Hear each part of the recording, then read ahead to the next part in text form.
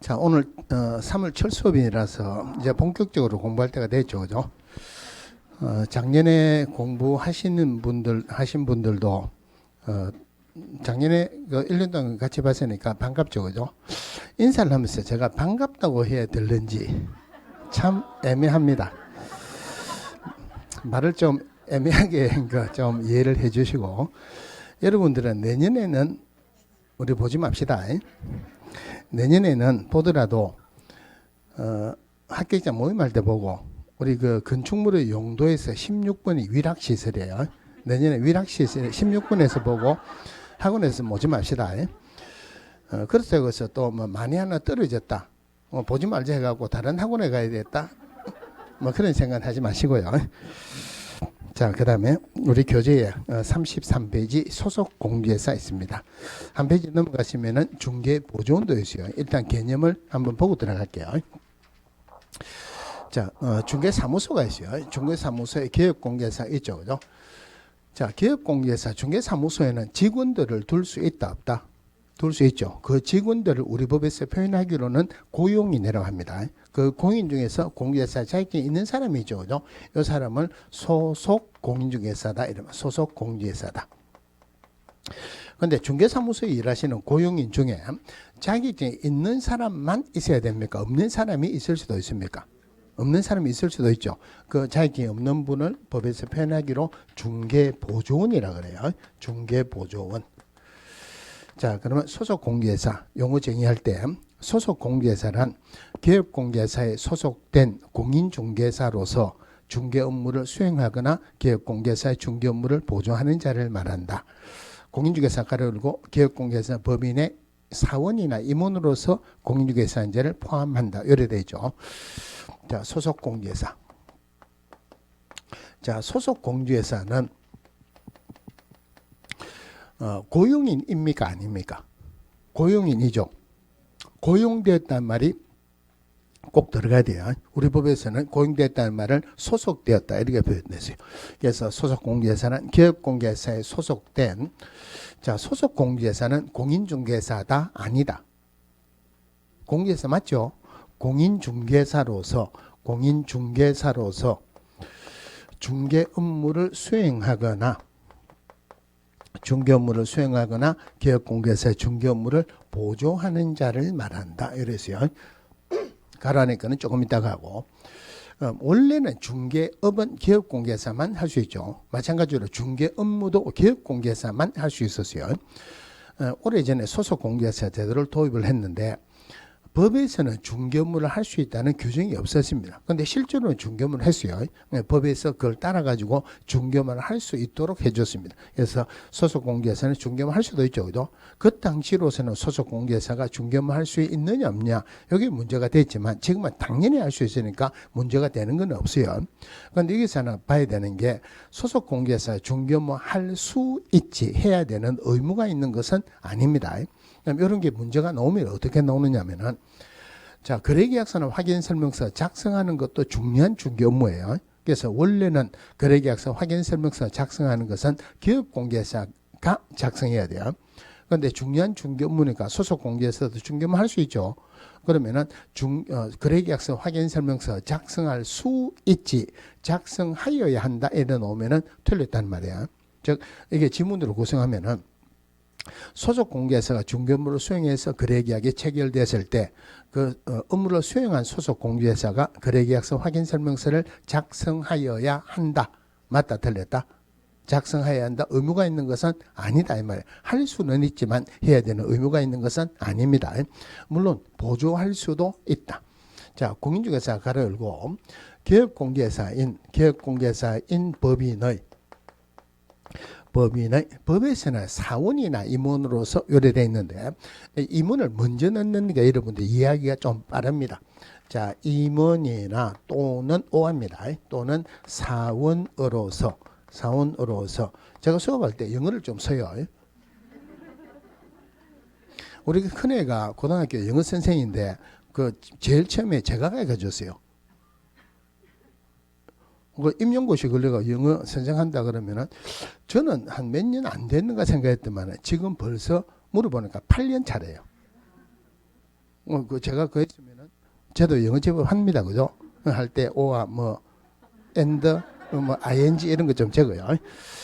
자, 기획공개사 법인의 임원이나 사원으로서 공인중개사인자를 포함한다 이랬습니다.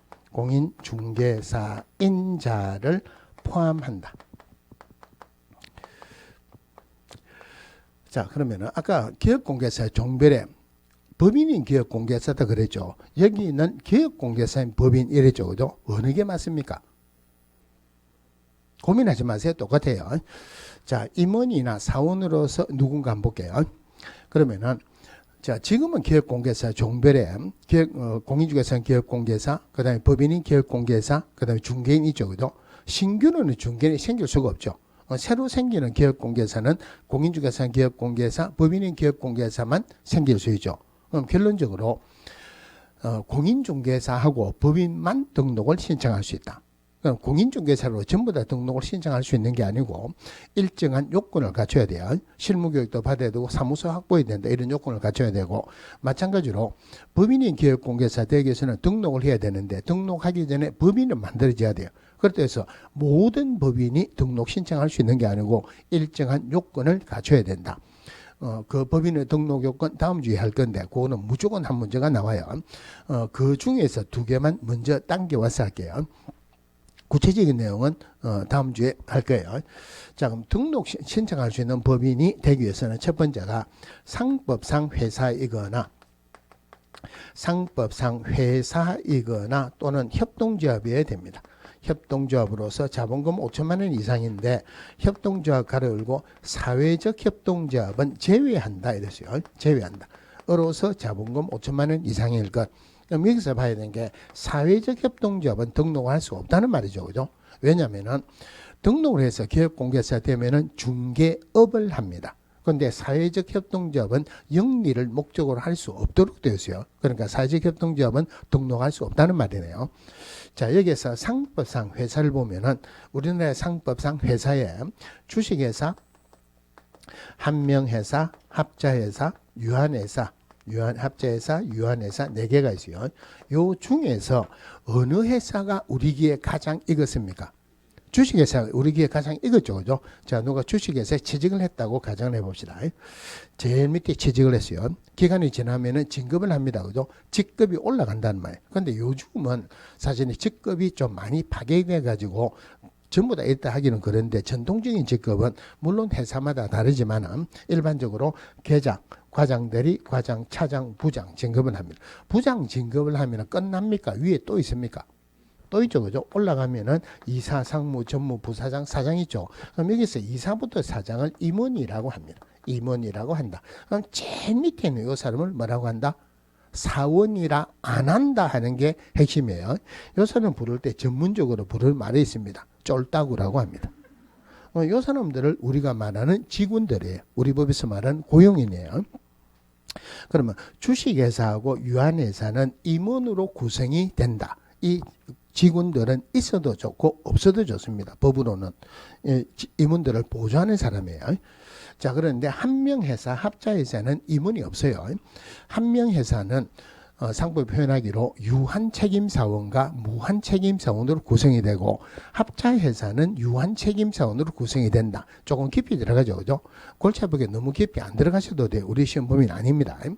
자, 그런데 다행스럽게 우리 공주회사법에서는 유한책임사원이란 말은 한마디도 안 나옵니다. 그러면 유한책임사원이 없다고 생각하세요. 없다고 생각하면은 한명회사, 합자회사에서는 요 위에 있는 사람을 무한책임사원이라고 합니다. 무한책임사원이다. 그런데 이 무한책임사원이라 말이 너무 기니까 줄여가지고 우리 법에서 사원이라고 표현했어요. 요 밑에 있는 사람 사원 아닙니다. 그러면은 주식회사하고 유한회사의 임원하고 한명회사 합자회사의 사원하고는 회사가 달라서 그렇지 표현 방법이 달라서 그렇지 임원하고 사원은 같은 사람이다. 다른 사람이다. 같은 사람이에요. 그래서 공인중개사법에 사원 놓으면 무조건 임원하고 똑같은 사람이다. 이래 보시면 돼요. 그러면 기업공개사 법인의 임원이나 사원으로서 되죠. 그죠? 자, 그 다음 두 번째가 상법상 회사든 협동조합이든 대표자는 어떤 경우를 하더라도 공인중개사여야 됩니다. 그 다음에 대표자를 제외한 임원 또는 사원의 3분의 1 이상은 공인중개사일 것. 3분의 1 이상은 공인중개사일 것. 이런 규정이 있어요. 그러면은 여기에서 임원이나 사원이 위에 있죠. 그죠?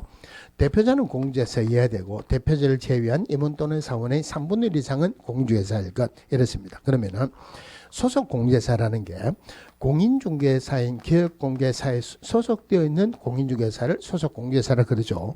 중개인에게 소속되어 있는 공인중개사를 소속 공인중개사랍니다. 그러면은 요 사람은 법인에 가면은 이 고용인 여기에 들어가는 사람이에요. 요 사람은 법인에서 요 사람이 원래 소속 공인중개사인데 저기에 가란에 보면은 기업공개사인 법인의 임원이나 사원으로서 공인중개사인자 이 사람이죠. 이 사람을 포함한다. 이 사람도 소속 공개사다 이 말이에요. 자, 근데 우리 법을 공부를 할 때 뭐뭐 한다. 그 뒤에 다만 하고 나오는 거 있죠. 그거는 반드시 전부 다 문제라고 보세요. 그럼 다만 하는 단서 조항을 봐야 됩니까? 안 봐야 됩니까? 반드시 봐야 돼요. 그러면은 문장이 끝나고 나오는 단서 조항은 다만이라고 표시가 되는데 문장 중간은 가로로 표시가 됩니다. 가로 안에 봐야 된다, 안 봐야 된다, 봐야 되죠, 그죠? 그래서 제가 이 가난에 이렇게 설명하면 제일 상세하게 설명을 한 건데 이게 문제가 안 나왔어요. 문제가 안 나올 때만 하더라도 제가 설명을 드릴 때 이거는 중요하지 않기 때문에 문제가 안 나오는 게 아니고 출제위원이 문제 발견을 못했기 때문에 문제가 안 나오는 거다. 언제든지 나올 수 있다 그랬어요. 그런데 어느 해에 이게 문제가 나왔습니다. 어떤 출제위원이 문제를 발견했어요. 첫 번째 뭐라 했냐면은 기업공개사 법인의 임원이나 사원으로서 공인중개사인 자도 소속 공개사에 해당한다. 맞습니까? 틀립니까? 이 사람도 소속 공개사 맞죠? 해당한다. 맞죠? 그죠? 그러면은 한 번도 출제가 안 됐던 지문을 그 출제위원이 문제를 찾았어요. 출제위원은 사실은 그렇게 자주 안 바뀝니다. 특별한 사정이 없는 한. 그럼 자기가 그 문제 지문을 찾았다. 그 다음에 들어가면 또 지문 내겠죠. 그러면은 처음에 나오는 지문은 일반적으로는 맞는 지문으로서 2번 내지 3번 나옵니다. 그리고 한 번, 2번 쉬다가 그 다음에는 틀리는 지문으로 나오는 게 일반적이에요. 그럼 한 3번 정도 나왔습니다. 한 2번 정도 쉬었어요. 그러면 틀리게 나올 때가 되죠. 그죠? 틀리게 나온다 하면은 2개 중에 하나입니다. 첫 번째가 기업공개사인 법인의 임원이나 사원으로서 공인중개사인 자는 소속 공개사에 해당하지 않는다. 여러분 틀렸죠, 그죠? 그 사람도 소속 공개사는 해당하죠. 나머지는 용어정의 이래 쭉 해놓고 기업공개사 법인의 임원이나 사원으로서 공개사인 자를 제외한다. 여러분 틀렸죠, 그죠? 자, 그럼 여기에서 소속 공개사와 관련된 원 내용은 이제 설명을 다 해드렸어요. 그런데 용어 정의는 안에 내용도 중요하지만 액면 자체가 제일 중요합니다. 자, 기업공개사에 소속된 공인중개사로서 중개업무를 수행하거나 기업공개사의 중개업무를 보조하는 자를 말한다. 물론 기업공개사 법인의 임원이나 사원으로서 공개사인 자를 포함한다. 했으니까 지금 바로 확인해도 되겠죠, 그죠?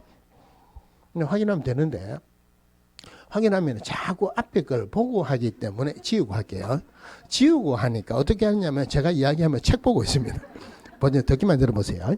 자, 소속 공개사는 공인중개사다 아니다. 공개사 맞죠? 소속 공개사 할 때 공인중개사라는 말이 꼭 들어가야 돼요. 맞는 거 보세요. 소속 공개사를 하면 공인중개사로서 중개 업무를 수행하거나 기업공개사의 중개 업무를 보조하는 자를 말한다. 이런 맞죠? 그런데 문제는 소속 공개사는 고용인이죠. 고용되었다, 소속되었다 말이 꼭 들어가야 돼요. 거기에 빠졌죠, 그죠? 그럼 다시 할게요. 자, 소속 공개사는 고용인이다 아니다. 고용인 맞죠? 소속됐단 말이 꼭 들어가야 되죠. 맞는 거 보세요.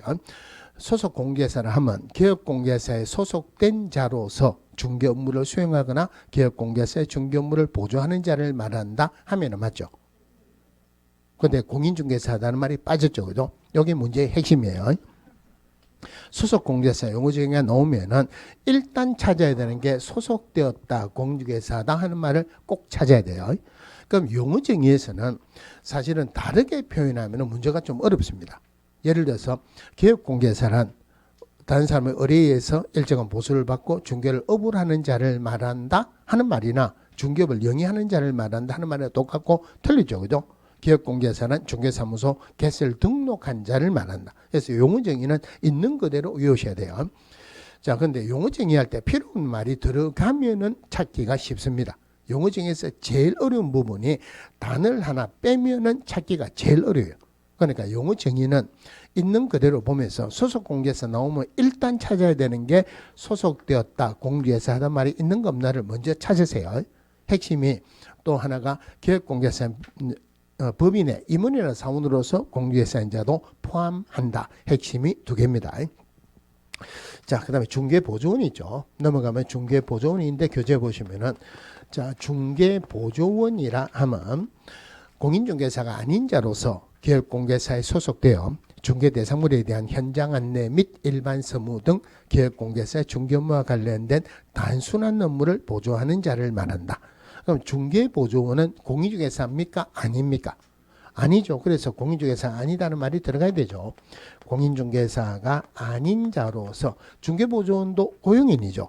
소속되었다는 말이 들어가야 되죠. 기획공개사에 소속되어 중개대상물에 대한 현장 안내 및 일반 서무 등 기획공개사의 중개 업무와 관련된 단순한 업무를 보조하는 자를 말한다.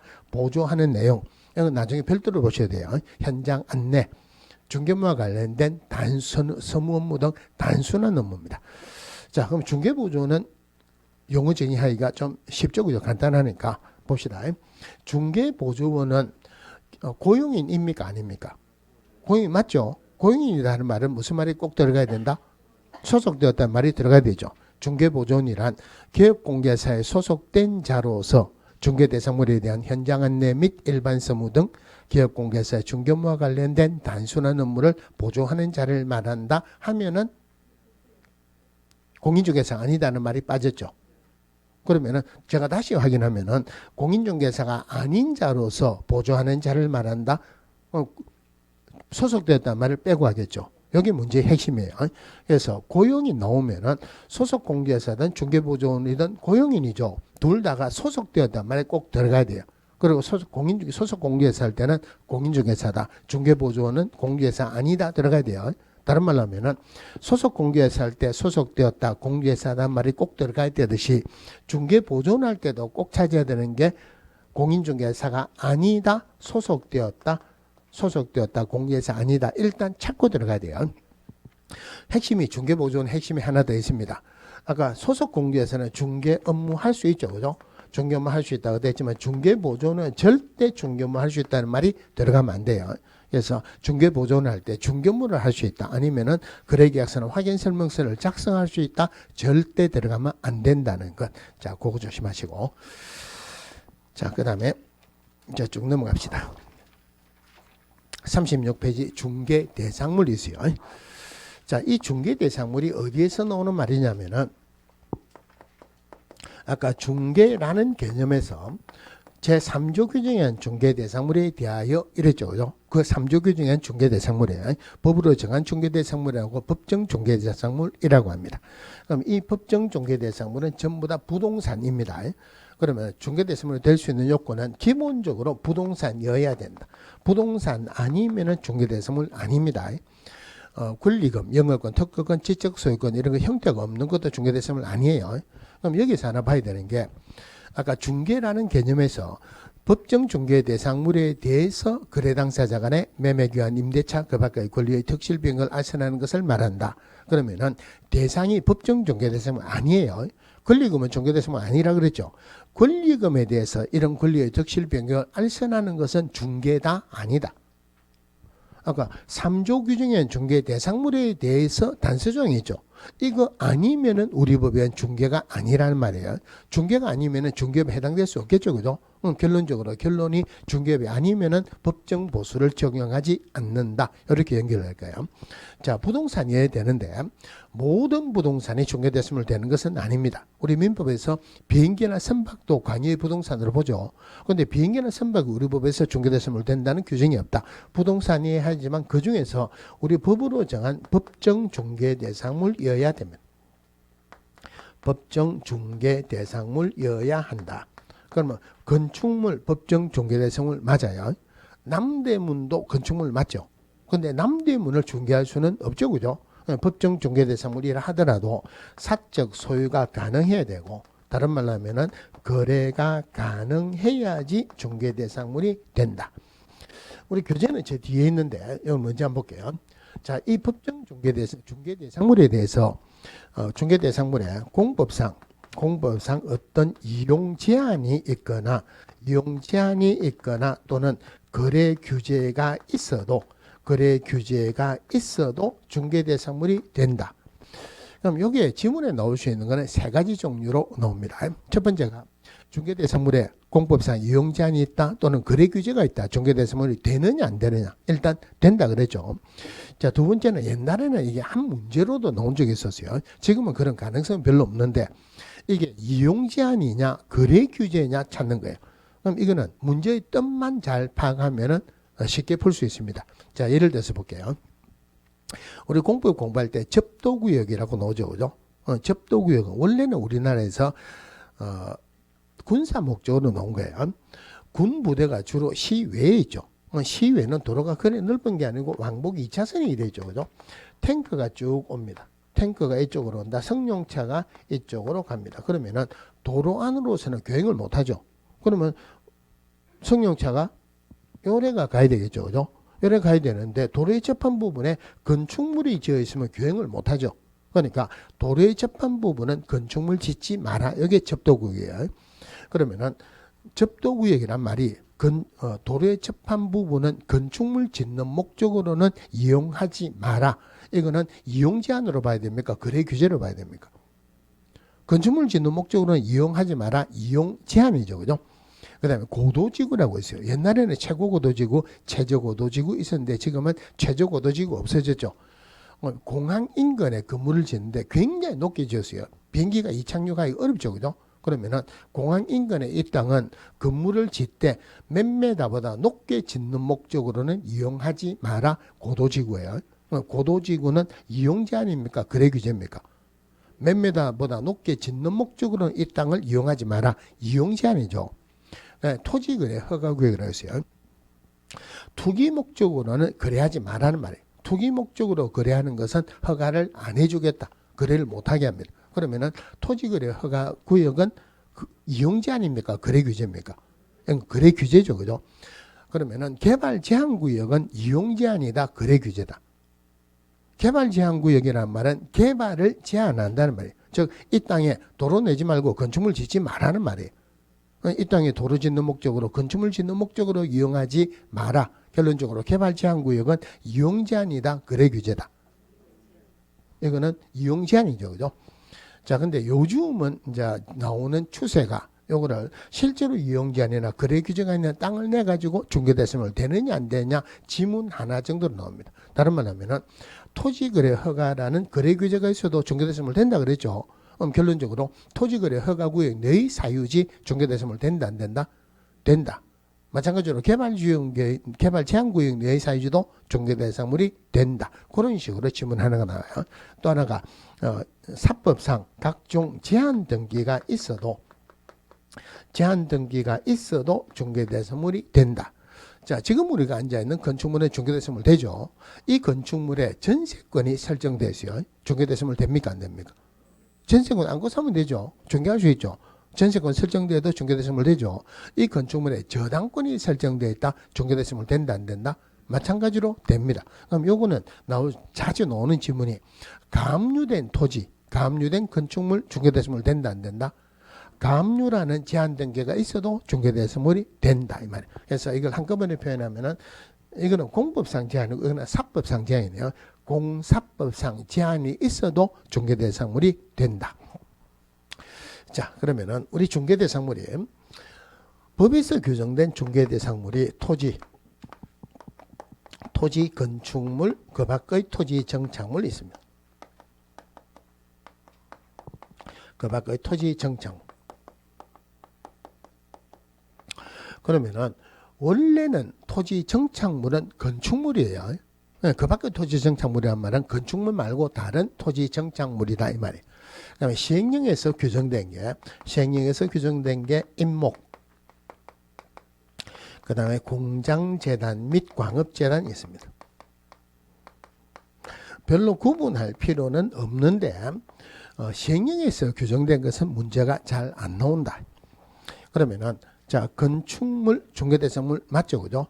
그런데 아까 남대문은 중개대상물 안 된다 그랬죠. 다른 말로 하면은 법으로 규정된 토지 건축물 그 밖에 토지 정착물이라 하더라도 전부 다 중개대상물 되는 것은 아니다.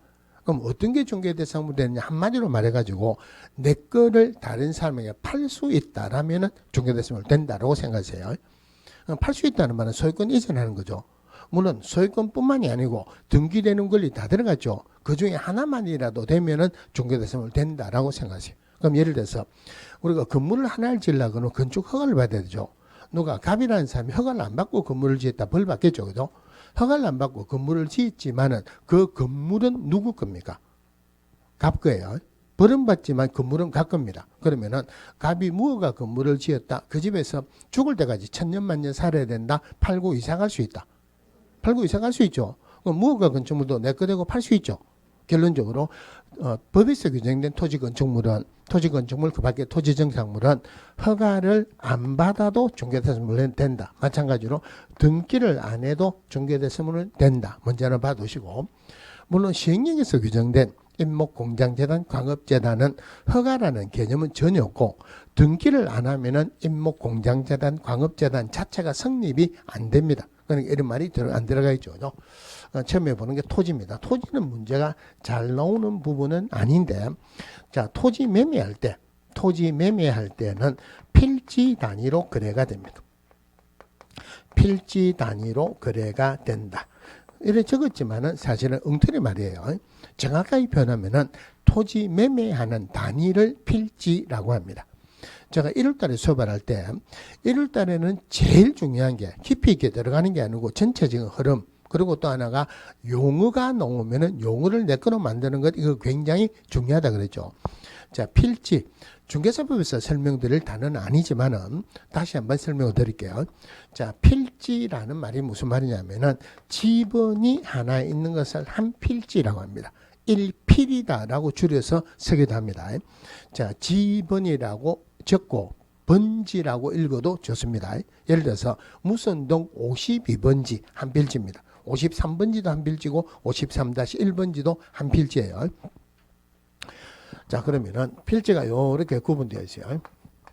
요게 52번지 갑거입니다. 그러면은 갑거는 여기서 요까지가 갑거지 요거는 갑거가 아니죠. 그죠? 다른 말 필지는 소유권이 미치는 범위입니다.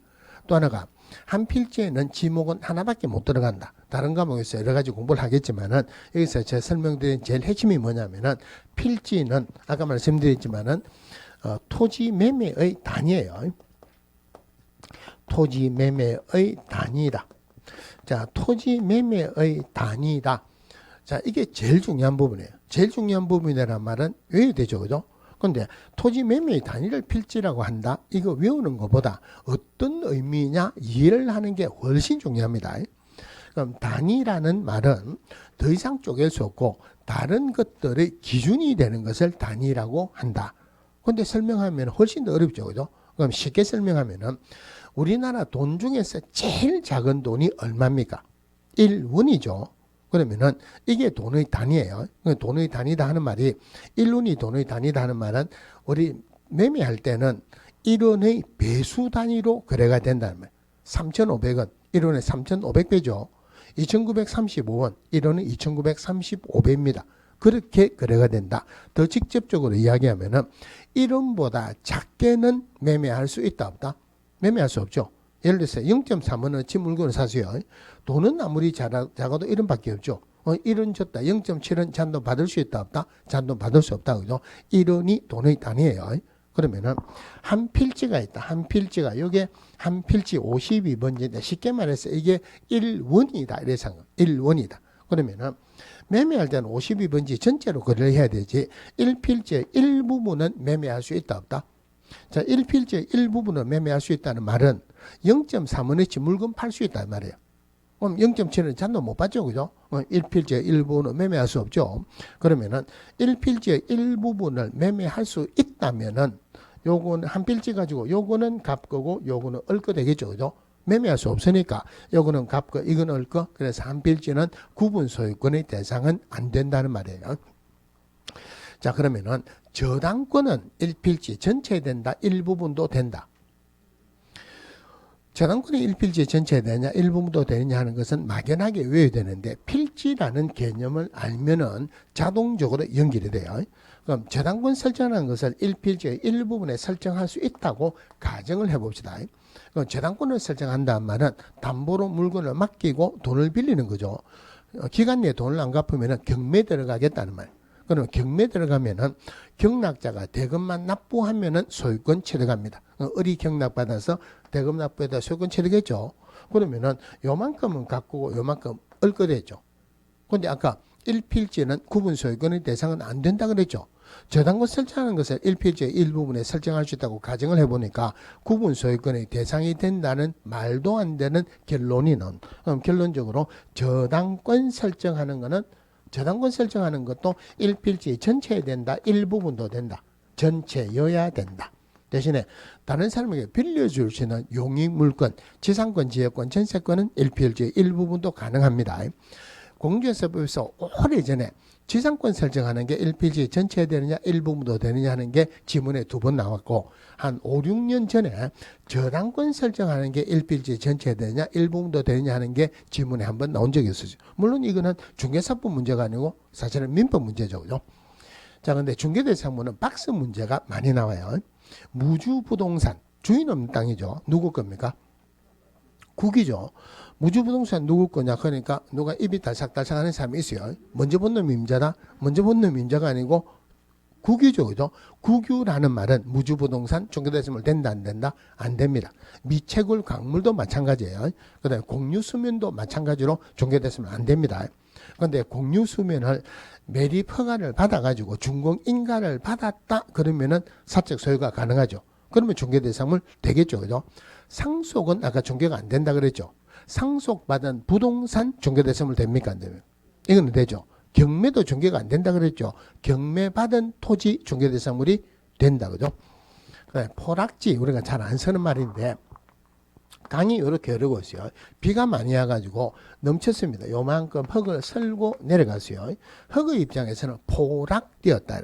이 포락지는 사건이 소멸되었어요. 사건이 소멸되었다. 사적 소유할 수 없죠. 중개대상물이 될 수 없다. 자, 토지 이래 보시면 되고, 토지는 문제가 잘 나오는 부분은 아니고 제일 중요한 부분이 건축물이에요. 자, 건축물.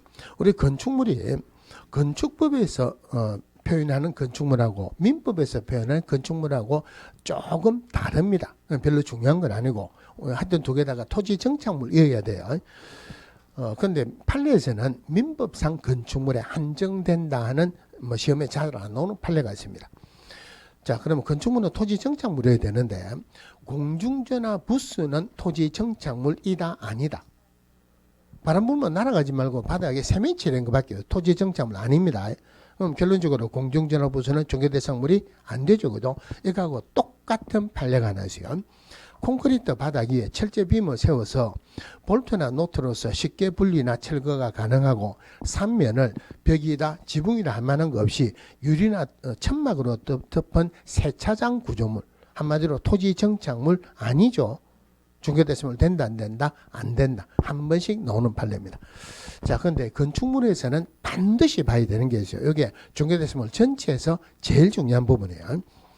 자, 건물을 하나를 지으려면 원칙적으로 건축법에서 건축허가 받아야 되죠. 그런데 일정 세대 이상의 주택을 지을 때, 예를 들어서 30세대 이상의 아파트를 지을 때는 주택법에서 사업계획 승인을 받아야 됩니다.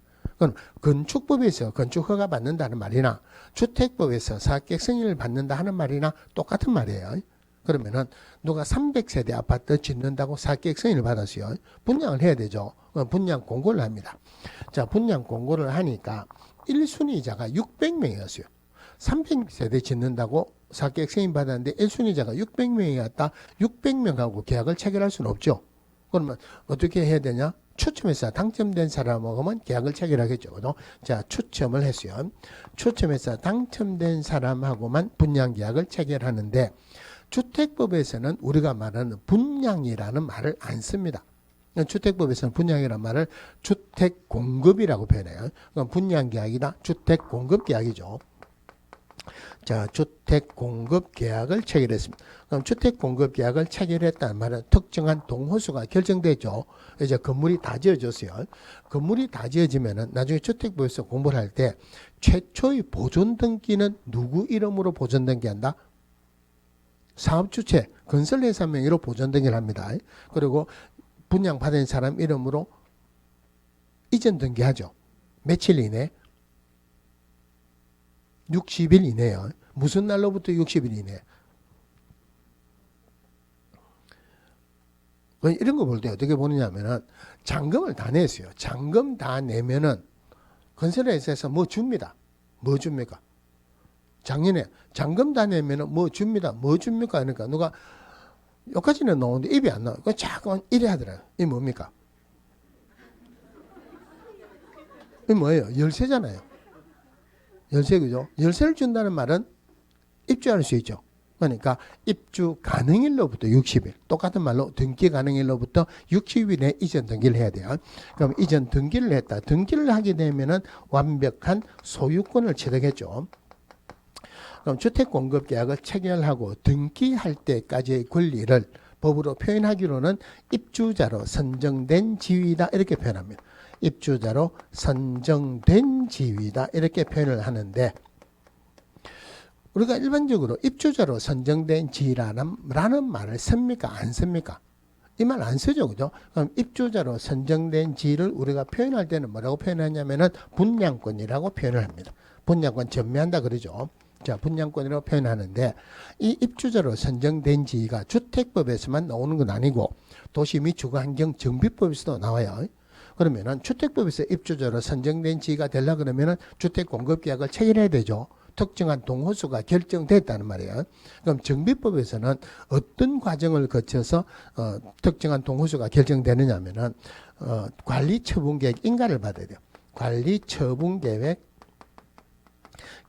인가를 받음으로써 특정한 동호수가 결정됐다. 그 입주자로 선정된 지위를 정비법에서 표현하기로는 입주권이라고 표현을 합니다. 자, 문제가 되는 것은 분양권이나 입주권이 중개대상으로 되느냐 안 되느냐 하는 게 제일 큰 문제가 돼요. 아까 중개대상으로는 부동산인데 형태가 없는 것은 중개대상으로 안 된다 그랬죠. 그러면 이 시점에서는 건물로서의 형태가 있지만 이 시점에서는 아직 터파기도 안 했다. 건물로서의 형태가 없죠. 그래서 옛날에는 이 분양권, 입주권이 중개됐으면 안 된다고 했어요. 어떤 이유로 소송이 벌어졌습니다. 소송이 벌어지니까 판결을 내리면서 건물에는 지금 우리가 건축물이라고 해놨죠. 그죠? 네, 건물에는 일어났어요. 건물하고 건축물이 어떻게 다릅니까? 고민하지 마세요. 똑같습니다. 전부 다 건물이라 했는데, 우리 법에서도 건물이라 했는데 건축법에서 건축물이다 했기 때문에 우리 법에서도 건축물이라고 이름을 바꿨어요. 자, 옛날에는 건물이라 했어요. 건물에는 기존 건물이 있고 미래 건물이 있다. 기존 건물이 있고 미래 건물이 있다. 그럼 미래 건물을 뭐를 미래 건물에 했냐면은, 미래 건물은 특정한 동호수가 결정되면은, 결정이 되면은 이것을 미래 건물로 본다 그러죠. 미래 건물로 본다. 미래 건물도 건물이죠. 중개대상으로 된다는 말이에요. 그럼 결론적으로 분양권, 입주권은 특정한 동호수가 결정되죠. 미래 건물로 보니까 중개대상물이 된다는 말이에요. 미래 건물로 본다. 장차 건축 예정될 건물도 중개대상으로 된다 이 말이에요. 자, 이 분양권, 입주권이 중개대상으로 된다는 게 제일 중요한데, 요거 나올 때는 반드시 비교를 해야 되는 게 있어요. 자, 아까 추첨해서 당첨되면은 주택공급계약을 체결할 수 있는 권리가 생기죠. 이 권리를 옛날에는 당첨권이라 그랬어요. 그런데 요즘은 당첨권이라 안 하고 입주권이라고 표현을 합니다.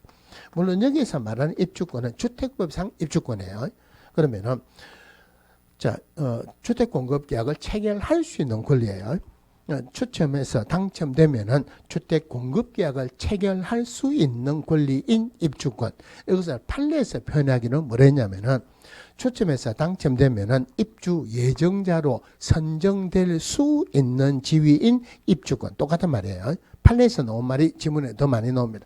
그런데 이거는 아직까지 주택공급계약 체결 안 했죠. 특정한 동호수가 결정 안 됐죠. 미래 건물로 본다 안 본다? 안 본다. 중개대상물이 안 된다. 요건 종교대성물 되고 안 된다. 반드시 구분을 해야 되는데 문제가 여기에서도 입주권 여기에서도 입주권 표현 방법이 똑같습니다. 요 입주권은 정비법상의 입주권이고 요 입주권은 주택법상의 입주권이에요. 그럼 입주권이 종교대성물 되느냐 안 되느냐 하면은 된다 해야 됩니까? 안 된다 해야 됩니까? 그런 문제가 나올 수가 없죠. 실제로 그렇게 한번 나왔어요. 뭐라고 나왔냐면은 아무 설명 없이 그 출제인 이 입주권을 생각해가지고 종교대성물이 안 된다. 이거는 맞죠, 그죠? 근데 그냥 입주권 자기가 생각할 때는 이거라 생각하는데 시험 치는 사람은 이 입주권이라 생각할 수도 있죠. 출제위원이 주택법의 입주권은 알았지만 정비법의 입주권은 몰랐다는 말이에요. 그러니까 이건 완벽한 문제의 오류예요. 복수 정답에서 이 신청의 복수 정답으로 처리가 됐습니다. 그러니까 지금은 그냥 입주권이 종교대성물 되느냐 안 되느냐 이 질문 안 나와요. 구분해 주겠죠. 그죠? 특정한 동호수가 결정된 즉 관리처무계획 인가로 취득한 입주자로 선정된 지위인 입주권인지 아니면은 초침에서 당첨되면은 주택공급계약을 체결할 수 있는 권리 다르게 표현하면은 초침에서 당첨되면은 입주 예정자로 선정될 수 있는 지위인 입주권인지 반드시 구분해서 나오겠죠. 자, 여기 중요한 부분이었는데 몇 해 전에 하늘에서 문제가 뚝 떨어지기로 대토권이 떨어졌습니다. 대토권 일정한 지위하에서 토지를 분양할 수 있는 권리인 대토권 이거 종교대성물 안 됩니다. 법에서도 종교대성물 된다는 규정도 없고 이런 판례도 없습니다. 떨어진 사람이 소송을 했어요. 판결을 내리면서도 대토권의 종교대성물이 안 된다. 요즘에 이게 더 많이 나옵니다. 자, 건축물 이래 보시면 되고 그 다음에 그 밖의 토지 정착물 나옵니다. 자, 그 밖의 토지 정착물 하기 전에 자, 산이 토지가 갑구예요. 을에게 팔았습니다. 땅을 팔았어요. 을이 등기했습니다. 그럼 산은 을 거죠, 그죠? 산이 을 거다는 말 산에 있는 나무는 누구 거다? 을 거죠. 흙도 을 거죠. 돌멩이도 을 거다, 그죠? 그럼 여기에서 수목, 토사, 암석, 교량, 담장 이런 것들을 토지의 구성 요소다 그래요. 토지는 종교대성물 되죠. 토지는 종교대성물 되는데 토지를 구성하는 흙을 한 점 지어가지고 종교대성물 되느냐 안 되느냐 이거는 말도 안 되죠. 그래서 토지 구성 요소로서는 종교대성물이 안 돼요. 그럼 그 밖의 토지 정착물 하나만 보시면 돼요. 명인방법을 갖춘 수목의 집단입니다. 명인방법을 갖춘 수목의 집단.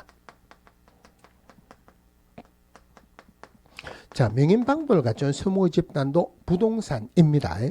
원래 부동산은 무슨 방법으로 공시한다? 등기라는 방법으로 공시하죠. 그런데 명인방법을 갖춘 수목의 집단은 등기라는 방법으로 공시하는 게 아니고 명인방법으로 공시를 해요. 자, 쉽게 해서 산에 갔다 등산하고 오니까 나무들이 쭉 있는데 가에 철도목을 지났다 새끼줄을 지났다 고를 파놨다. 홍길동 문패를 달아놨습니다. 이거 누구 겁니까? 홍길동이 그죠? 이게 명인방법이에요. 혹시 산에 가서 이런 거 보신 적 있어요? 이런 나무들은 안에 주로 나무들이 좋은 거겠습니까? 안 좋은 거겠습니까? 좋은 거겠죠. 그 나무들이 보면은 주로 가시들이 많은 나무예요. 산에 가가지고 가시가 많은 나무 있으면은 전부 다 몸에 좋아요. 오가피, 엄나무 이런 가시가 많죠, 그죠? 나무 통째로 비면 안 되고 가지 하나 등산 갔다가 보면 가지 하나 잘라가지고 툭툭 잘라가지고 배낭에 넣어가고 집에서 깨끗하게 씻어가지고 푹 구워 드시면은 몸에 좋습니다. 자, 그럼 홍길동이 거다 하는 말은 소유권의 대상은 된다 안 된다? 소유권의 대상은 되죠. 소유권의 대상은 된다 하는 말은 내 거 되죠. 내 거 된다는 말은 팔 수 있다 없다? 팔 수 있죠. 거래의 대상도 되죠, 그죠? 자, 그런데 이 명인방법을 갖춘 수목의 집단은 옛날에는 대부분의 우리 학자들이 거래의 대상은 되지만 중개의 대상은 안 된다 그랬습니다. 일부 학자들은 거래의 대상도 되고 중개의 대상도 된다라고 했어요. 그러면은 학자들마다 중개 대상을 되느냐 안 되느냐 의견이 다르죠, 그죠? 그럼 이런 것들은 문제를 내면 안 되죠. 문제를 내면 안 되는데 이게 13회 때 문제가 나왔어요. 13회 때 문제가 나오기 전에 누가 질문했습니다. 국토교통부에. 책마다 다르고 학자마다 의견이 다른데 이 명인방법을 갖춘 수목의 집단은 중개대상물 됩니까 안 됩니까 하고 질문했어요. 국토교통부에서는 답은 해줘야 되는데 된다 안 된다라고 단정 지을 수 있는 능력이 안 됩니다. 답은 해줘야 되죠. 뭐라고 했냐면은 명인방법을 갖춘 수목의 집단은 국토교통부에서는 중개대상물이 안 된다고 봅니다. 안 된다 말을 못해요. 안 된다고 봅니다. 이랬어요. 그래 놓고 그해 부산 사투리 꼴짝게 이런 말 한번 들어봤어요. 비겁하다 이 말이에요. 문제를 냈습니다. 비행기 중개대상물 된다 안 된다? 안 되죠. 당연히 비행기에 대한 임차권 중개대상물이 아니죠. 공유수면 된다 안 된다? 안 되죠. 다른 것들은 문제가 없었는데 이 명인방법을 갖춘 수목의 집단 때문에 답이 2개냐 3개냐 답이 달라져요. 답은 중개대상물이 안 되는 거로 됐어요. 누가 이거 틀려가지고 떨어졌습니다. 억울하다고 소송을 했어요. 그러니까 행정관청을 대상으로 소송하면 일단 행정심판을 먼저 제기해야 돼요. 행정심판을 제기하니까 아까 중개대상물을 댈 수 있는 권리 부동산 일것 명인방법을 갖춘 수목의 집단도 부동산입니다. 그 다음에 법정 중개대상물 일것 명인방법을 갖춘 수목의 집단도 그 밖의 토지 청탁물로서 법정 중개대상물 됐습니다. 그 다음에 사적 소유가 가능해야 되고 거래가 가능하다 그랬죠. 결론적으로 명인방법을 갖춘 수목의 집단은 중개대상물이 안 될 만한 이유는 없다. 결론이 뭐냐면 중개대상물 된다. 명인방법을 갖춘 수목의 집단은 중개대상물이 된다 하는 것만 보시면 돼요. 그럼 13회 때 그렇게 문제가 돼가지고 그 다음에 한 문제도 안 나옵니다. 지문 하나가 한 2번인가 3번 정도만 명인방법을 갖춘 수목의 집단 중개대상물 된다. 이래만 나왔어요. 된다 하는 것만 보시면 돼요. 자, 여기까지 해가지고 법에서 규정된 토지 건축물 그 밖에 토지 정착물 보셨고 그 다음에 임목 볼 차례예요. 임목 보기 전에 우리 수목의 종류를 보면은 자 수목이 있습니다. 수목이 있고 수목의 집단이 있어요. 가식의 수목이 있습니다. 가식의 수목. 방금 한 명인방법을 갖춘 수목의 집단이 있습니다. 그 다음에 임목이 있어요. 아까 수목은 토지의 구성 요소다 그랬죠. 중개대상물 안 됩니다.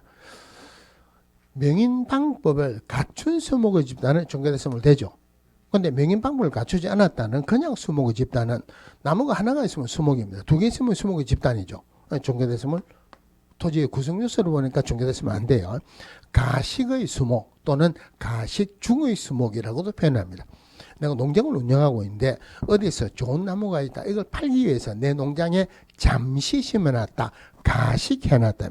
이 가식의 수목은 동산으로 봅니다. 중개대상물이 안 되죠. 그죠? 자, 임목, 명칠상부한 부동산으로서 명칠상부한 중개대상물 돼요. 그럼 이거 들어가 있잖아요. 우리 공원 있죠. 공원. 공원이 공법에서 무슨 시설이라고 합니까? 기반시설이죠. 공원은 기반시설입니까? 도시군 계획시설입니까? 이거는 말도 안 되는 질문이에요. 다르게 질문할게요. 어느 여자분이 있습니다. 결혼하기 전에 여자를 우리가 뭐라고 표현합니까? 아가씨라 하죠. 똑같은 여자인데 결혼을 했습니다. 이름이 바뀌죠? 뭐로 바뀝니까? 아줌마로 바뀌잖아요. 그거가 똑같아요. 공원이 있어요. 이 기반시설이에요. 이 기반시설인데 도시군 관리계획으로 결정 고시되면은 이름이 아줌마로 바뀝니다. 도시군 계획시설로.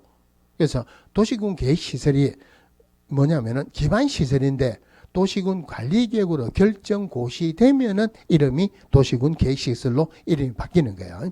그러니까 공법에서도 이런 용어를 잘 보셔야 돼요. 그럼 이 임목이 뭐냐면은 수목의 집단입니다. 수목의 집단인데 등기를 하게 되면은 이름이 아줌마로 바뀌는 거예요. 수목의 집단인데 등기를 하게 되면은 임목으로 바뀝니다. 그러면 임목이라 하는 말이 정확하게 표현하면은 임목에 관한 법률에 따른 등기된 임목. 그런데 임목이라는 말이 나오면은 등기가 되었다 안 됐다 말이 없더라 하더라도 등기가 된 거예요. 자, 임목 등기가 됐죠, 그죠? 자, 임목에서는 문제는 잘 안 나오지만 틀리게 나오는 답이 3개가 딱 정해졌어요. 자, 그거 하기 전에 임목이 등기가 됐다는 말은 등기부가 있죠. 등기부가 있다는 말은 소유권의 대상도 되고 재단권의 대상도 된다, 그죠? 그러면은 토지 소유가 있고 임목이 있었어요. 그럼 임목이 소유권의 대상이 된다 하는 말은 토지하고 분리해서 임목만 매매할 수 있다 없다? 임목만 매매할 수 있죠. 임목만 매매할 수 있다. 첫 번째 봐야도 을에게 팔았어요. 그러면은 임목은 을 거죠, 그죠? 을은 임목을 샀습니까? 임목에 있는 땅하고 같이 샀습니까? 임목만 샀어요. 그럼 결론적으로 토지 소유자고 임목 소유자 달라졌죠. 그러면은 임목은 을 건데 임목에 있는 땅은 갑 거죠, 그죠? 그럼 결론적으로 임목이 50년 있으면은 을은 갑의 토지를 50년 동안 빌려 쓰는 거고, 임목이 100년이 있으면은 을은 갑의 토지를 100년 동안 빌려 쓰는 거죠. 그러면은 토지를 오랫동안 빌리는 것을 지상권이라죠. 근데 지금 갑은 을에게 지상권 설정해 줬습니까? 안 해 줬습니까? 지상권 설정해 준 거 아니죠. 그래도 오랫동안 쓰고 있는 거죠. 결론적으로 토지 소유자고 임목 소유자가 달라지면은 토지 소유자는 임목 소유자에게 지상권을 설정한 것으로 본다. 민법에서 지상권 설정은 안 했지만 지상권을 설정한 것으로 본다. 유식한 말로 5글자로 뭐라 합니까? 법정 지상권이다 이러죠. 다른 말로 하면은 갑은 을에게 지상권을 설정한 것으로 본다 하는 말은 을은 법정 지상권을 취득했죠, 그죠? 자, 그러면 이제 나올 수 있는 첫 번째, 갑이 병에게 이 땅을 팔아버렸어요. 그러면은 법정 지상권을 취득한 을은 임목 뽑아서 나가야 된다, 안 나가도 된다? 안 나가도 되죠. 갑이 병에게 이 산의 지상권을 설정했습니다. 그러면은 법정 지상권을 취득한 을은 임목 뽑아서 나가야 된다, 안 나가도 된다? 안 나가도 되죠. 그래서 토지 소유권 이전하거나 토지의 소유권을 이전하거나 또는 토지의 지상권을 설정했다. 지상권을 설정했다. 임목 뽑아서 안 나가도 되고 그대로 있어도 되죠. 결론적으로 토지 소유권 이전했다. 지상권 설정했다. 임목에는 영향을 미친다. 미치지 않는다. 그대로 있어야 되니까 임목에는 영향을 미치지 않는다. 나올 수 있는 틀리게 나올 수 있는 첫 번째. 자, 두 번째가 자, 병이 이 산을 사려고 합니다. 소유자가 다른 임목이 있는 게 좋습니까? 없는 게 좋습니까? 없는 게 좋죠. 소유자가 다른 임목이 있으면은 임목이 있는 만큼은 병이 사용할 수가 없죠. 그러면은 임목이 있는지 없는지 병이 산에 올라간다고 해서 확인할 수는 없어요. 왜냐면은 나무 또 보면은 내 등기대에 있다 목걸이를 다 걸고 있는 것도 아니고 확인할 수가 없죠, 그죠? 그러면 적어도 어느 공부에선가는 임목이 있다는 사실관계가 기재가 돼야 돼요. 그러면은 병이 이 산을 사려면 적어도 토지 등기부는 떼보겠죠. 토지 등기부에 토지 등기부에 크게 나누면은 표제부 그리고 갑구 을구가 있죠. 갑구 을구가 있는데 자, 표제부는 사실에 관한 등기다. 사실관계를 기재합니다. 지분이 뭐다? 면적이 얼마나 된다? 아니면은 지목이 뭐다? 이런 사실관계를 기재하고 갑구 을구는 권리에 관한 등기다 해가지고 갑구는 소유권에 관한 상, 을구는 소유권 이외의 권리에 관한 상을 기재합니다. 그러면은 적어도 토지 등기부는 떼볼 거니까 토지 등기부에 임목이 있다는 사실관계가 기재가 돼야 돼요. 토지 등기부에 임목이 있다는 사실관계 기재는 표제부, 갑구, 을구 어디에 기재한다? 표제부죠. 토지 등기부 표제부에 임목이 있다는 사실관계를 기재하여야 한다. 자, 요래 돼 있는데 제가 법에서 표현하기로는 토지등기부 표제부에 임목 등기 번호를 기재한다. 똑같은 말이에요. 요 말을 법으로 표현하기로는 토지등기부 표제부에 임목 등기 번호를 기재한다. 그런데 제가 왜 그렇게 할 거를 사실관계를 기재한다고 했느냐면은 사실관계의 기재는 표제부야죠. 말은 똑같은 말이에요. 이게 오래전에는 갑구라고 틀리게 2번 나왔습니다. 문제는 돌고 도는데 이게 나온 지가 오래됐어요. 이게 사실은 임목에서는 제일 중요한 부분이에요. 갑구가 아니고 표제부에 임목 등기 번호를 기재한다. 자, 그럼 나올 수 있는 세 번째가 자, 임목의 저당권 설정할 수 있죠. 임목의 저당권을 설정했어요. 저당권 설정하고 난 뒤에 임목이 벌채가 됐습니다. 임목이 벌채가 되었다. 자, 그러면은 다르게 표현할게요. 자, 이 건물에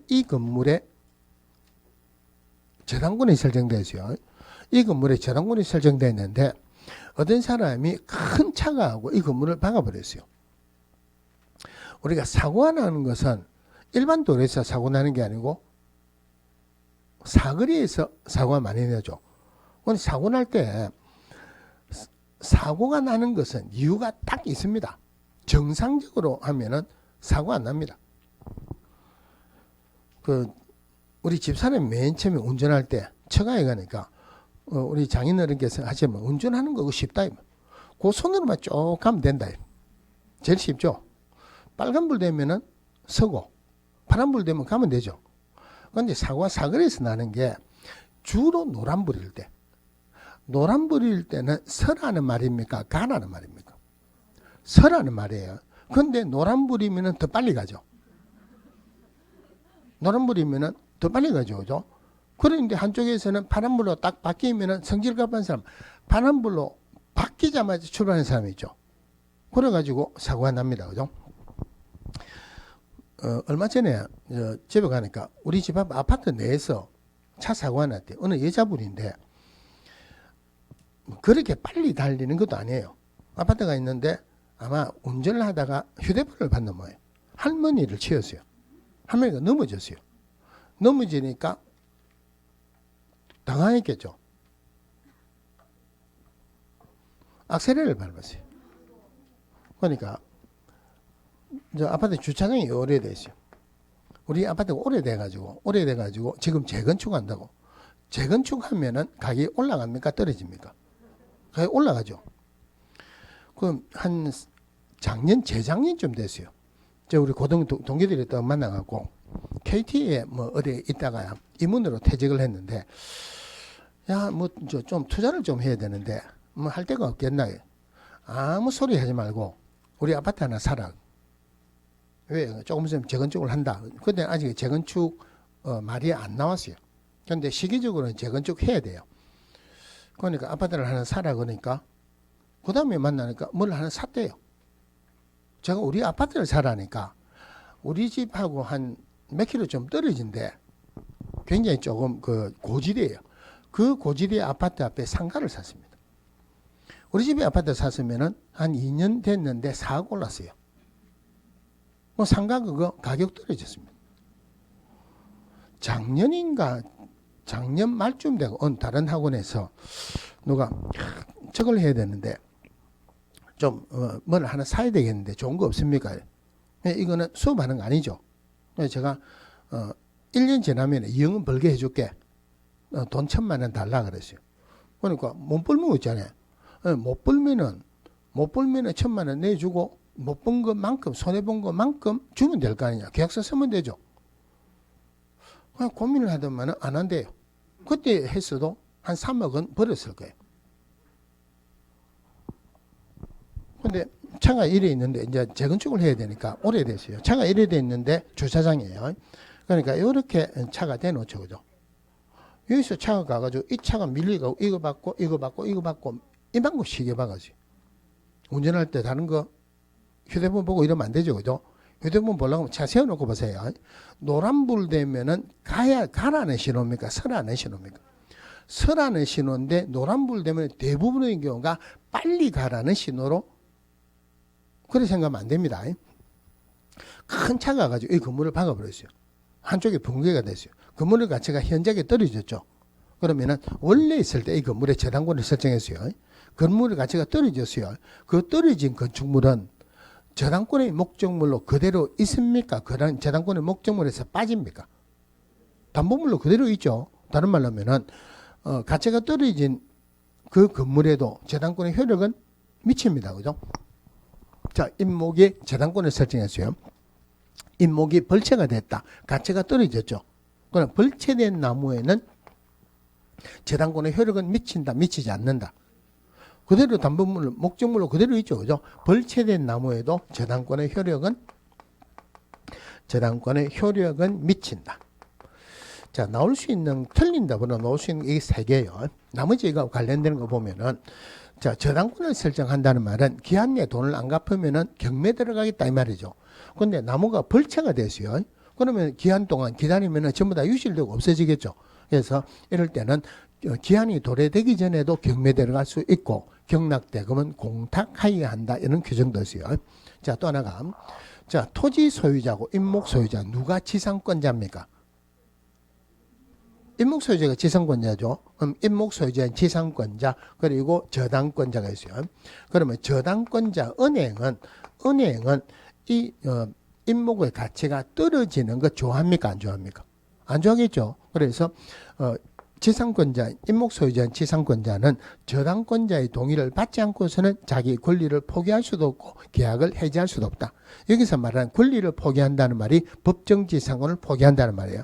법정지상권 있는 것보다 없는 게 가치가 떨어지겠죠. 자기 권리를 포기할 수도 없고 계약을 해지할 수도 없다 하는 말은 토지의 임대차 계약을 체결해가지고 임목이 있으면 이것도 법정지상권을 취득합니다.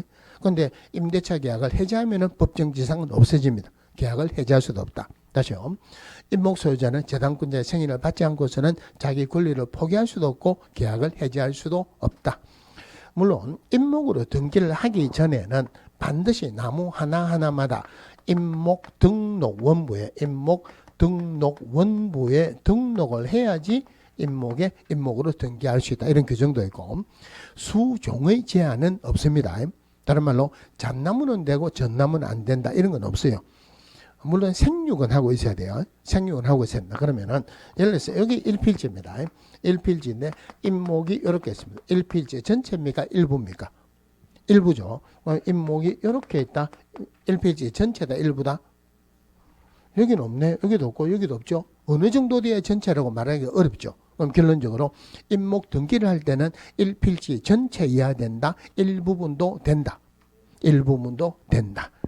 자, 마지막으로 공장재단, 광업재단 극히 문제는 잘 안 나옵니다. 자, 개념만 잘 보면 돼요. 공장재단, 광업재단 똑같으니까 공장재단 하나만 볼게요. 자, 누가 공장을 운영하기 위해서 토지를 샀어요. 위에 건물을 지었습니다. 그러면은 토지 건축물만 있다고 공장을 운영할 수는 없죠. 그죠? 그럼 여기에 여러 가지 공기구, 비품들, 영업권, 특허권, 자동차 이런 재산권도 있죠. 그죠? 자, 공장을 운영하다가 돈이 모자랍니다. 토지를 담보로 은행에서 돈 빌리면 되죠. 건축물을 담보로 은행에 돈을 빌렸어요. 이제 돈이 없습니다. 그런데 토지 건축물만 재산이 있는 건 아니죠. 여러 가지 공기구, 비품 이런 것도 재산이 있죠. 이거를 담보로 은행에 돈을 빌리러 가니까 은행에서는 부동산을 담보로 돈을 빌려주지 동산이나 무채재산권 가지고 돈을 안 빌려주죠. 그럼 돈을 안 빌려줍니다. 정부에서는 이 공장에 돈을 많이 빌려주기를 원한다. 왜냐하면은 우리나라는 부존 자원이 작죠. 북한하고 우리나라하고 통일을 해야 됩니까? 안 해야 됩니까? 통일해야 되는 이유 중에 하나가 지금 중국하고 미국하고 굉장히 어른거리고 있죠. 중국에서는 제일 큰 소리 치는 게 히토류라고 휴대폰 같은 거 만들 때 필수적으로 들어가야 되는 것이요. 그게 중국에서 엄청나게 많아요. 그걸 자꾸 이제 카드로 내고 있는데 옛날에 일본이 뭐라 하니까 히토리 수출 안 한다 해갖고 일본 나중에 깨갱깽한 적이 있었어요. 그래서 미국에서 자꾸 그러니까 중국에서 히토리 수출 하니 안 하니 슬쩍슬쩍 말을 냅니다. 수출 안 한다 결정적으로 말은 못해요. 왜냐면은 이상하게 중국에서 히토리를 생산을 제일 많이 하는데 수출하는 것보다는 수입하는 게 더 많대요. 그런데 중국에서 있는 히토리보다 북한에 매장되는 히토리가 훨씬 많답니다. 그리고 북한에 가면은 석유가 엄청나게 매장이 많이 됐답니다. 아직 올려가지고 지하자원을 올리고 정지할 수 있는 기술이 못해서 안 되는 거지. 그러니까 우리말로 합병이죠. 그죠? 통일이 되면은 대박이죠. 근데 우리나라에 지금 부존자원이 없어요. 그러니까 부존자원이 있어야지. 그러니까 원재료가 있어요. 원재료가 없으니까 수입을 해야 되죠. 이 공장에서 돈이 있어야 원재료 수입할 수 있고 그래야지 생산해가지고 팔아야지 달러를 벌 수 있죠. 정부에서는 이 공장에 돈을 많이 빌려주기를 원하는데 은행 입장에서는 담보가 없으니까 돈을 안 빌려줍니다. 어떻게 하면 돈을 많이 빌릴 거냐 하고 고민을 하다가 만드는 법이 공장재단 및 광업재단 저당법이에요.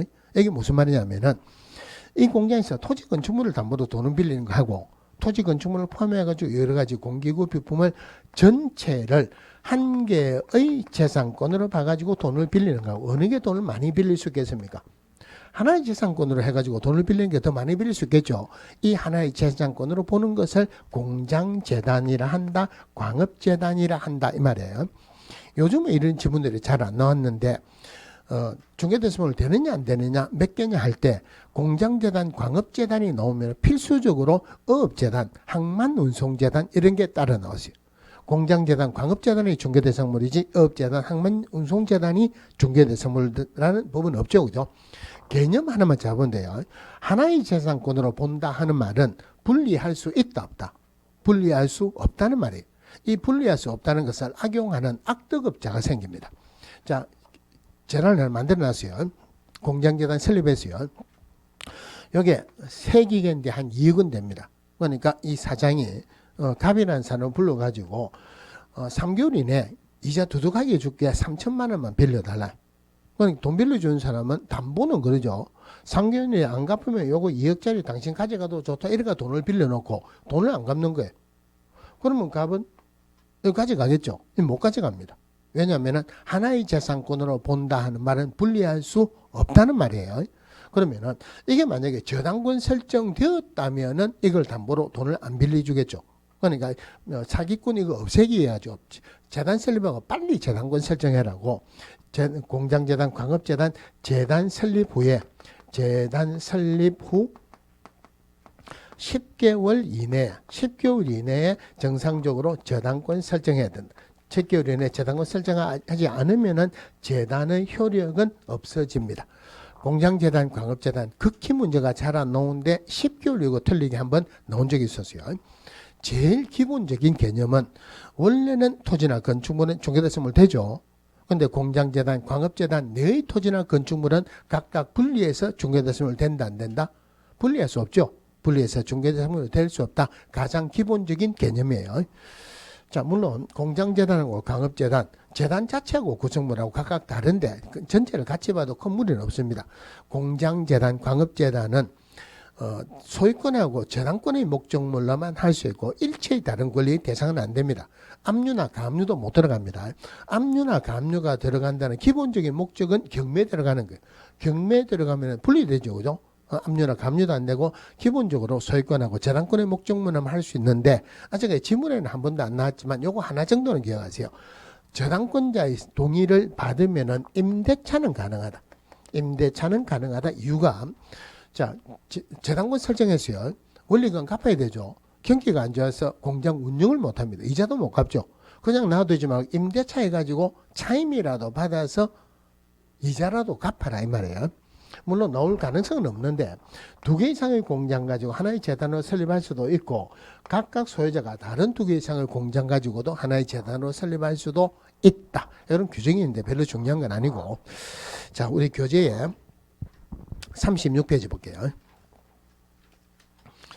자, 36페이지에 기본적으로 중개대상물 재료에 있죠. 이거 보시고 제일 밑에 동그라미 이번에 자, 분필하지 않은 1필지 토지의 일부라도 지상권, 지역권, 전세권 설정 및 임대차 계약이 가능하다.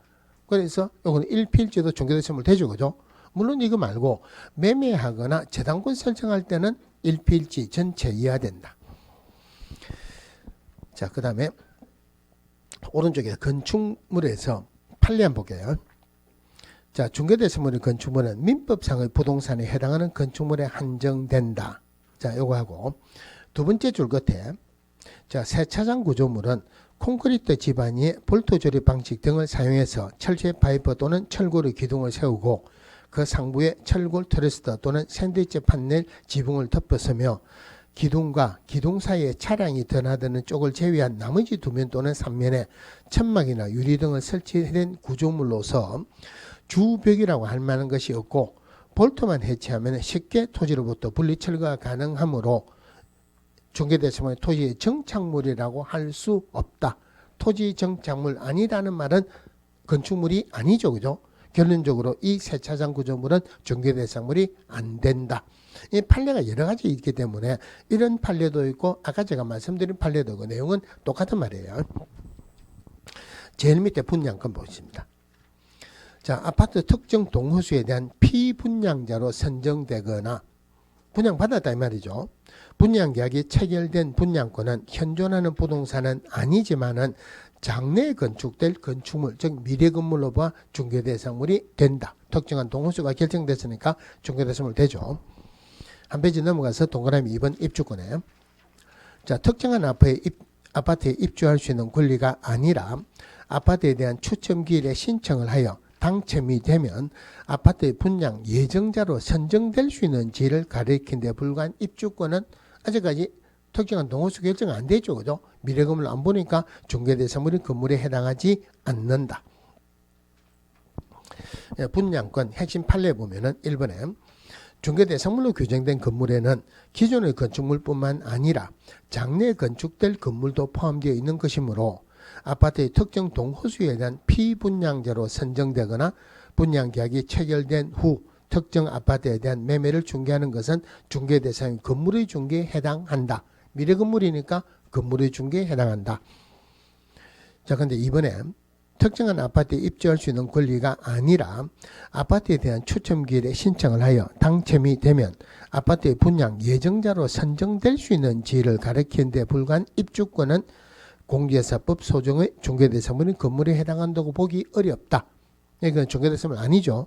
3번 대토권은 파란거 택지개발지구 내 이주자 택지를 공급받을 수 있는 지에 불과하므로 그 뒤에 중개대상물이 아니다. 이것만 보시오. 대토권 중개대상물 아니죠. 그죠?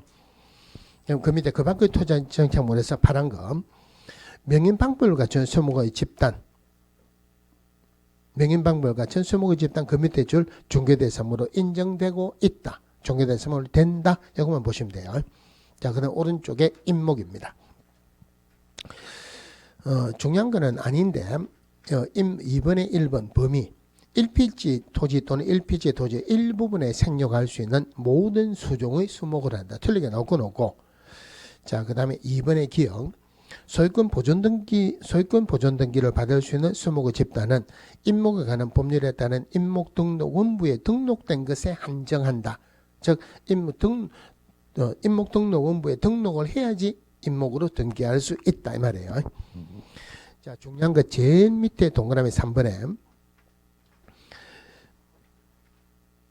등기관은 이미 등기되어 있는 토지에 부착된 수목에 대해서 소유권 보존 등기를 하였을 때와 임목의 구분 등기를 하였을 때 토지 등기부 등기 기록 중 표제부에 임목 등기 기록을 표시해야 된다. 여기 법으로 다르게 표현하기로는 토지 등기부 표제부에 임목 등기 번호를 표시한다. 똑같은 말이에요. 다른 말로 하면은 토지 등기 표제부에 임목이 있다는 사실관계를 기재한다. 표제부가 중요해요. 자, 넘어가서 4번에 2번 임목 소유자는 토지와 분리해서 임목을 양도하거나 이를 재산권의 목적으로 할 수 있다. 그 다음에 중요한 거 3번 토지 소유권 또는 지상권 처분의 효력은 임목에 미치지 않는다. 영향을 미치지 않는다. 자, 그 다음에 5번에 2번 볼게요. 지상권자 또는 토지 임차인에게 속하는 임목이 저당권의 목적이 되어 있는 경우에는 지상권자 또는 임차인은 저당권자의 승낙 없이 그 권리를 포기하거나 계약을 해지할 수 없다. 권리를 포기한다. 법정 지상권 없어지죠. 가치가 떨어지는 행위 하지 말라는 말이에요. 그 다음에 중요한 거 3번 임목을 목적으로 하는 저당권의 효력은 임목을 베어낸 경우 그 토지로부터 분리된 수목에도 영향을 미친다. 저당권의 효력은 미친다. 즉 토지로부터 분리된 수목, 벌치된 나무죠. 그것도 저당권의 목적물로 그대로 남아있다 이 말이네요. 그러면 저당권자는 채권의 기한이 되기 전이라도 분리된 수목을 경매할 수 있다. 다만 매각대금은 공탁해야 된다.